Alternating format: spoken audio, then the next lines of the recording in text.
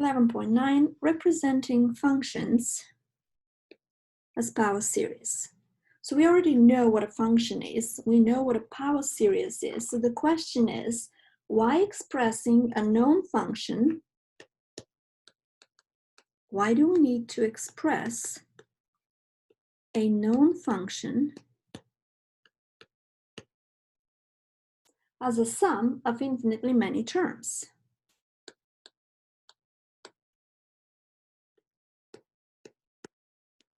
Because that's what a power series is, a sum of infinitely many terms. And the answer is for several reasons. First, for integrating functions,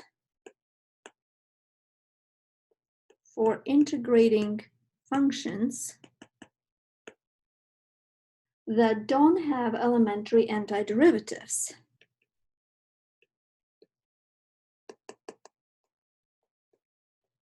For integrating functions that don't have elementary antiderivatives.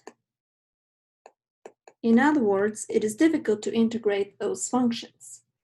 Another reason will be for solving differential equations.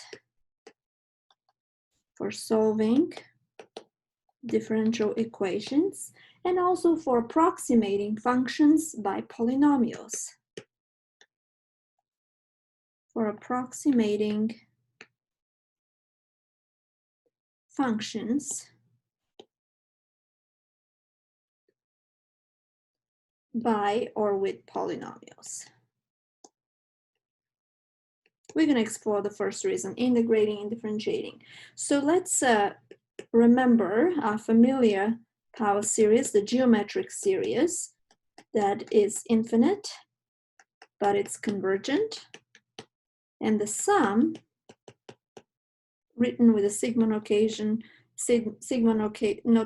x to the n, and is from 0 to infinity, when now this is convergent, if x, absolute value of x is less than 1. So this, here you go, this is a function. It's a rational function. And the right side here, it's a geometric series with a equals 1, first term 1, and ratio x. It's also a sum of a power series. So here's an example where we represent a function as an infinite sum, as a power series.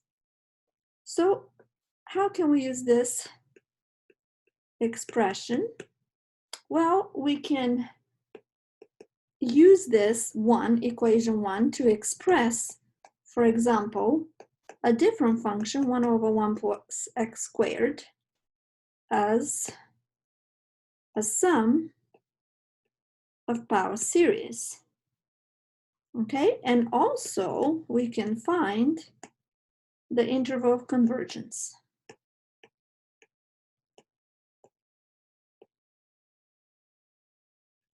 Okay, so we're going to use equation 1. It's very important. We're going to come back to it, equation 1, the geometric series, and we're going to replace in 1 x with negative x squared. So in other words, instead of x, we're going to replace it with negative x squared. And now we have our function 1 over 1 plus x squared is equal to 1 over, let's write it like this, 1 minus negative x squared. So we can write this as a sum. In equation 1, we have sigma x to the n, but remember x we're replacing with negative x squared to the nth power. So n is from 0 to infinity. Let's simplify this. That is sigma negative 1 to the n, x to the 2n, and from 0 to infinity. We can also expand this. And so if n equals 0, negative 1 to 0 is 1. So we have x to the 0, which is 1. And then n equals 1, we're going to have a negative term, x squared, n equals 2. It's going to be positive x to the 4th. And so we see the pattern here goes like this. We recognize this is geometric series as well. with a equals 1, the first term, and r, what we multiply each time, is negative x squared. So this is convergent. It is convergent if r, which in our case is negative x squared, is less than 1, which is equivalent to absolute value of x squared, which is always positive, less than 1. So that's equivalent to absolute value of x less than 1. So the interval of convergence, which we have defined, is negative 1 to 1. The radius of convergence is 1 as well. So example 2, we're going to continue exploring equation 1 for a different function. So find the power series representation for a different function, 1 over x plus 2. So we're going to write down what we know. We know 1, equation 1 was what? 1 over 1 minus x. This is the sum of the geometric series, 1 plus x squared, plus so on, infinite equals sigma x to the n, and from 0 to infinity. So we know that. That's 1. So we're going to replace x with, so how can we match? Here we have 1 over x plus 2. Let's figure out. This is our function, 1 over x plus 2. Let's write this down, 1 over 2 plus x. That's the same thing. Then let's factor out 2, and that's going to be 1 plus x over 2. And also write it as 1 minus, so it looks like 1 over 1 minus x. And here, that's going to be negative x over 2. So from here, it's clear we're going to replace x with negative x over 2. In other words, x instead of x, we're going to put negative x over 2. All right, so we have here, we factor out the 2, we can factor out this 1/2 here, and we have a sigma, because 1/2 is a constant, we have a sigma. So this negative x over 2, let's highlight it. This negative x over 2, it places the row of x over here. So we're going to have sigma, let's see what we have right here. So that's x to the n. So instead of x to the n, we're going to have negative x over 2 to the power n. And of course, n is from 0 to infinity. You can expand that. So let's expand it and keep the 1/2 here. Before we expand it, I think we can simplify it. Let's do this. 1/2 stays here, and then I can have negative 1 to the power n, x to the n over 2 to the n. Okay, and then now we can put the 1/2 inside the sigma. And so the sigma is from 0 to infinity, but if I can put the 1/2 inside and write it as negative 1 to the n, x to the n, but on the bottom would be 2 to the power n plus 1 because of the 1/2. So this is convergent when, what is our r? Negative x over 2 is less than 1. This is the r. That's equivalent to absolute value of x less than 2. So the interval of convergence, the radius of convergence is 2, but the interval of convergence is negative 2 to 2.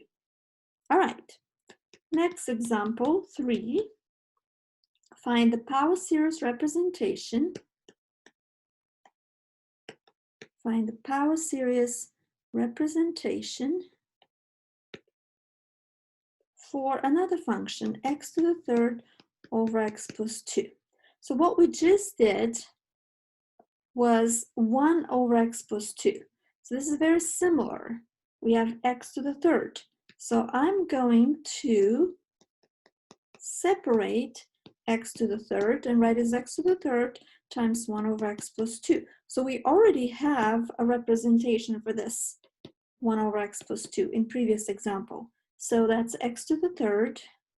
And here I'm going to put here example 2. That's what I'm using here.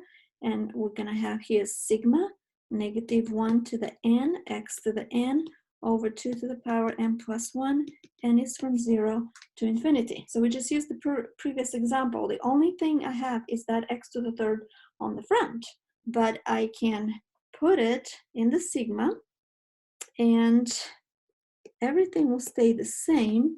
Negative 1 to the n will stay the same, but here it's going to be x to the n times x to the third will be x to the n plus 3, and the bottom stays the same.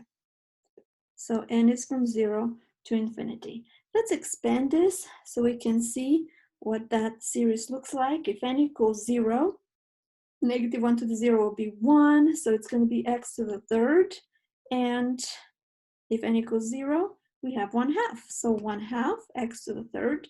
If n equals 1, we're going to have a negative term, minus 1/4 x to the fourth, and then plus, if n equals 2, 1/8 x to the fifth, minus 1/16 x to the sixth, and so on. So we see the pattern.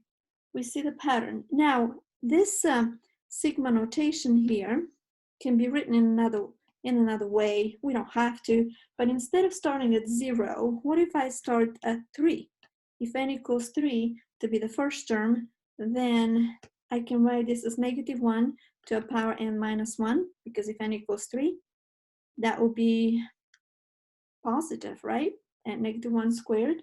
And here I'm going to have x to the n, because we start at 3, and over 2 to the power n minus 2. So we don't have to write this, but it is another way to write it. Now back to our power series here. What is the interval of convergence? Interval of convergence here is the same. Is the same as example 2. Negative 2 to 2, because we haven't changed anything. We just multiply our previous series by x to the third. All right, so now applications, differentiation and integration of power series. Differentiation and integration of power series.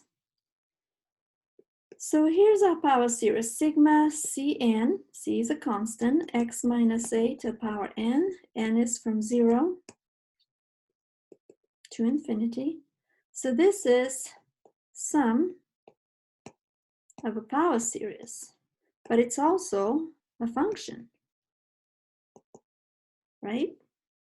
It's a function, it's equal to a function whose domain is the interval of convergence. Is the interval of convergence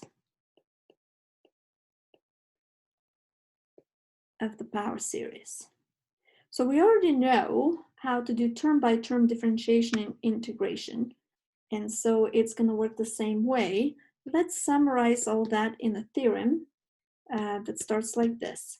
If the power series sigma Cn x minus a to the power n from 0 to infinity, if this power series has radius of convergence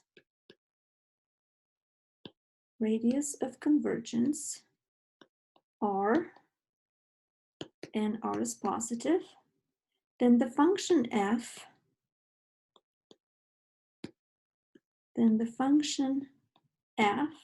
defined by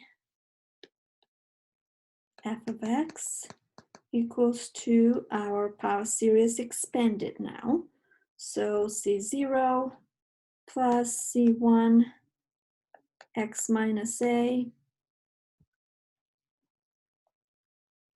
plus, this is C1 here, plus C2 x minus a squared plus, and so on.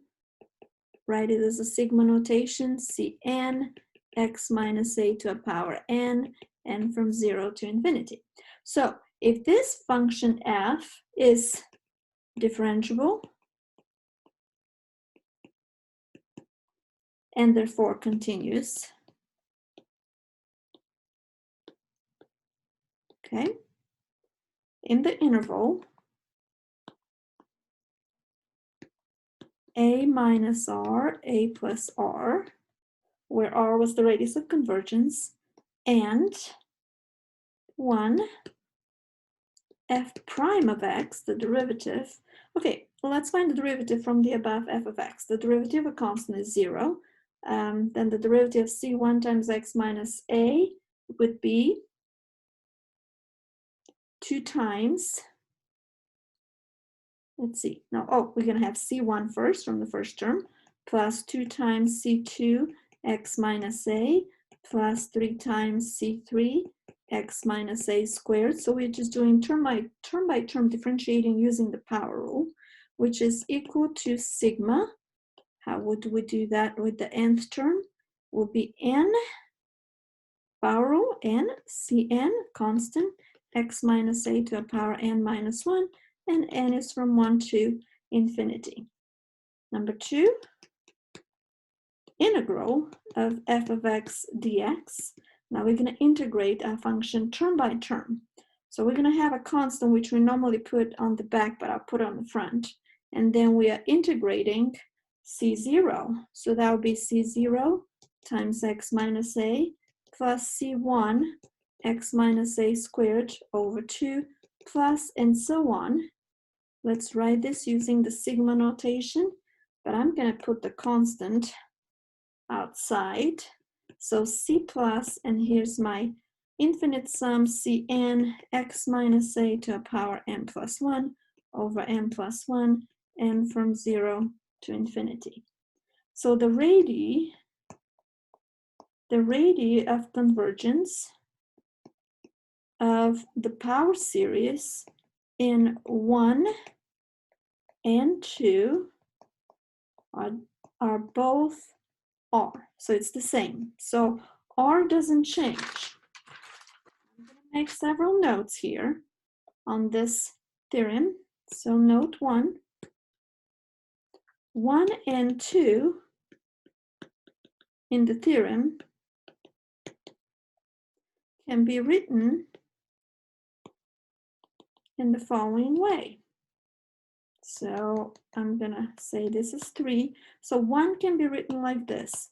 d dx, or the derivative of this power series, cn x minus a to the power n, 0 to infinity, is equal to sigma d dx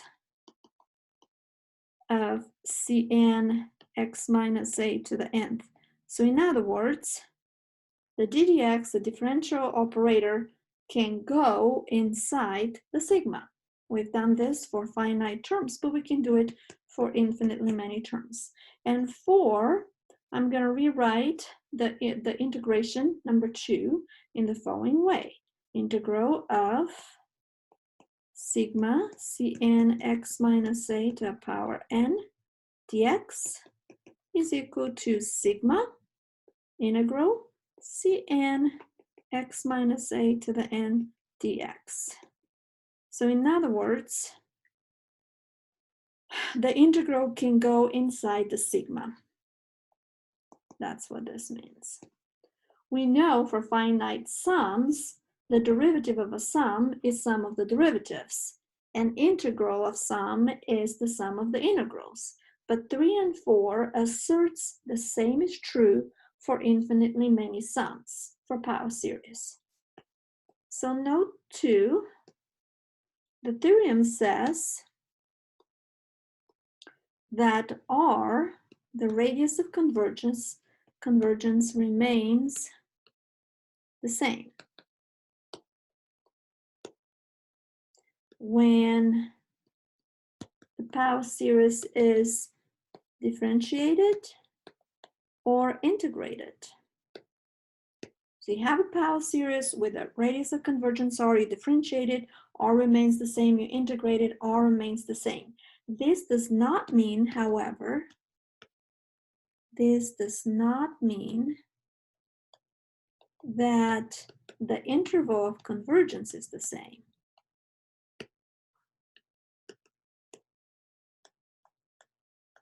It may be or may not. You have to check the endpoints. So, example 4, let's review the Bessel function again. So the Bessel function was called J0 of x, and it's represented as a sigma -1 to the n, alternating terms, x to the 2n over 2 to the 2n times n factorial squared. So remember, we worked with this and we found that it's defined for all x. In other words, the radius of convergence was infinity and the interval of convergence was all real numbers. Very nice. So by that theorem that we just defined, it says that J0, the Bessel function, is differentiable with the same R. So that means for every x. Okay, so let's find a derivative and see what it looks like. So J0x prime, the derivative, would be equals to sigma. That theorem told us that the differentiation operator can go inside the sigma, so we're going to put it inside ddx of -1 to the n, x to the 2n, over 2 to the 2n, n factorial squared. And so we're going to differentiate now. Equals sigma -1 to the n. Since we're going to differentiate, the power is going to go with 1 down, so n is going to start now with 1, not 0. Okay, so -1 to the n is a constant, so that's going to stay power rule. 2n, x to the 2n minus 1, over 2 to the 2n, that's a constant, so we differentiate in terms of x. If there's no x, then it's a constant, so that remains the same. So that's it. This is the derivative of the Bessel function, and it's defined for every x. Example 5. Express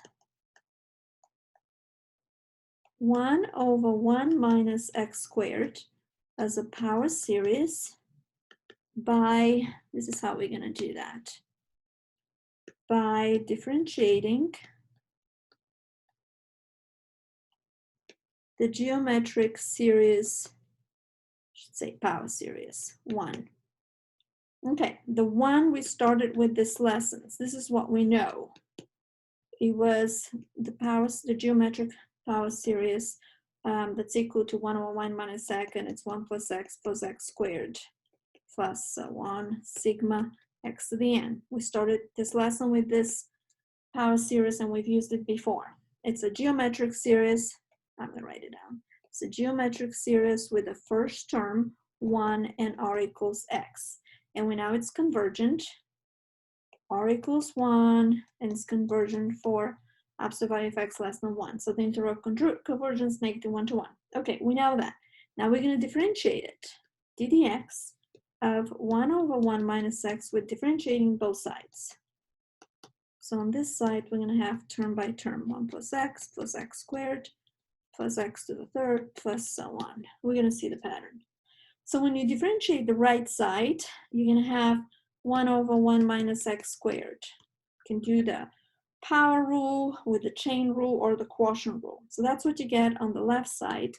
On the right side, derivative of 1 is 0, derivative of x is 1, derivative of x squared is 2x, and derivative of x to the third is 3x squared, plus and so on. So we have another power series. Let's write it with a sigma notation. So we have powers and numbers in front of them. So n, the number in front of it is 1 more. So the power will be 1 less. Here you go, n times x to the power n minus 1. Okay, so by our theorem, r is the same. The radius of convergence is the same, which was 1. Example 6. Remember our lesson? We're talking about functions represented with power series. Okay, so find power series representation. Find power series representation for ln 1 minus x and its radius of convergence. And its radius of convergence. So let's first start with this. What is the derivative of ln 1 minus x? The derivative of ln is 1 over 1 minus x times the chain rule derivative of negative x is negative 1. So here you go. Now that is familiar. That should remind you of a geometric power series, 1. I call it 1. We used that several times. So this is what we know about the geometric power series. We're going to integrate, okay, by theorem we can integrate or differentiate, but now we're going to integrate both sides of 1. So we have integral 1 over 1 minus x dx equals integral 1 plus x squared plus x to the third plus dx. So the left side, we can use a substitution, u equals 1 minus x, and we're going to have ln of 1 minus x with a negative sign. So that's the integral on the left side. On the right side, we have integral of 1, which is x, integral of x, which is x squared over 2, integral of x squared, x to the third over 3. So you integrate one term at a time, and so when we integrate, we always set the constant. It's indefinite integral. Now, let's write this using a sigma notation. What do we notice? We have x with some power, and the denominator is the same as the power. N should start with 0, because if n is 0, you're going to have the first term. And the constant, I'm putting it separately. All right, now I can also write this sigma notation instead of x to the n plus 1. How about I do x to the n over n, and then instead of starting at 0, I can start at 1. So it's the same sum. Now we know that absolute value of x has to be less than 1, right? Because that was from a geometric series 1. All right, now let's find the constant c. How are we going to find it? Well, if we let x equal 0, we have, all right, let's see what we have here. I'm going to rewrite here negative ln 1 minus x is equal to this. That's what we have so far. Let's put this in the box. This is how we represented ln of 1 minus x, well, there's a negative sign on the front, that's okay. So if x is equal to 0, substitute on the left side, and you have negative ln of 1 is equal to, everything will be 0 except c. So that's what c is. Solve this, e to the c equals 1. So what is c going to be? C is 0, right? Okay, because ln of 1 is 0, so c is 0. So back to our formula here, ln of 1 minus x. Because of the negative sign here, I'm going to multiply both sides by negative 1, multiply both sides by negative 1 to get rid of the negative sign. And so we have ln of 1 minus x equals negative, or you can use over here, this side, when you have term by term. So negative x minus x squared over 2. Basically, all the terms on the right sides are negative. And as a sigma notation, negative in front of sigma, x to the n over n. N is from 1 to infinity, and radius of convergence is 1, the same as it was for the geometric series. So a note here, we can go further what we just did, and if we set x equal to 1/2, we're going to have another representation. So this is what we have. ln of 1 minus x, okay, is equal to ln of 1 minus 1/2 if x is 1/2, which is ln of 1/2, which is ln of 1 minus ln of 2. Now ln of 1 is 0. So what we have here is that ln of 1 minus x equals to negative ln of 2, and ln of 2 is equal to negative ln 1 minus x. We already have a representation for the right side, okay? So ln of 2 can also be written, so I'm going to have the negative sign for each term. So it's going to be x plus x squared over 2 plus x to the third over 3 plus and so on. So we're using what we found in the previous example right here. We're using this, and now we just have to set x equals to 1/2 to finish this. So we have ln of 2 equals, now substitute x with 1/2, and I'm going to have 1/2 plus 1/8 here, plus 124, plus 164, plus and so on. So here, what we got is a representation of ln 2 as a power series, which is kind of interesting. We know ln 2 is a rational number, so it goes on and on and on. Well, it's an infinite power series. So, last example, I guess that's 7. Okay, last example, find power series representation. Find power series representation for f of x equals inverse tangent of x. So our function, oh, I don't have to copy it, it's right here. This is our function, inverse of the tangent. Now, we know the derivative of the inverse tangent is what? 1 over 1 plus x squared. So example 1, we did earlier, we had a power representation for this function. So if you look back and see what we have, how we had it represented, 1 minus x squared plus x to the 4th, we just use our number 1 geometric power series and replace x with negative x squared. That's what we did.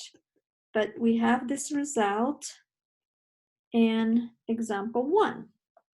So what we're going to do now is we're going to take our function and integrate 1 over 1 plus x squared, which we know integral of 1 over 1 plus x squared is an inverse tangent, right? So we're going to integrate each term. 1 minus x squared plus x to the 4th plus so on dx. So integrate term by term. C, the constant usually put on the back, I'll put on the front. Now integrate 1, that will be x. Integrate x squared, that will be minus x to the 3rd over 3. Integrate x to the 4th, that will be x to the 5th over 5. And so you see the pattern here. Now we have to find the constant c. So we're going to set x equals 0 to make things easy. And on the left side, inverse tangent of 0 is of course 0. On the right side, everything will be 0 except for the constant. So our constant c is 0. And now we have a representation for inverse tangent. Just ignore the constant, it's 0. X minus x to the 3rd over 3 plus x to the 5 over 5 minus x to the 7 over 7 plus so on. We can write it as a sigma notation. So we have alternating terms, negative 1 to a power n. We're going to start at 0, so the first term is positive. We have odd powers, so this is how we do odd powers, 2 to the n plus 1, and the denominator is the same as the power. So the radius of convergence here, it's again 1, just like what it was for example 1. And this concludes this video.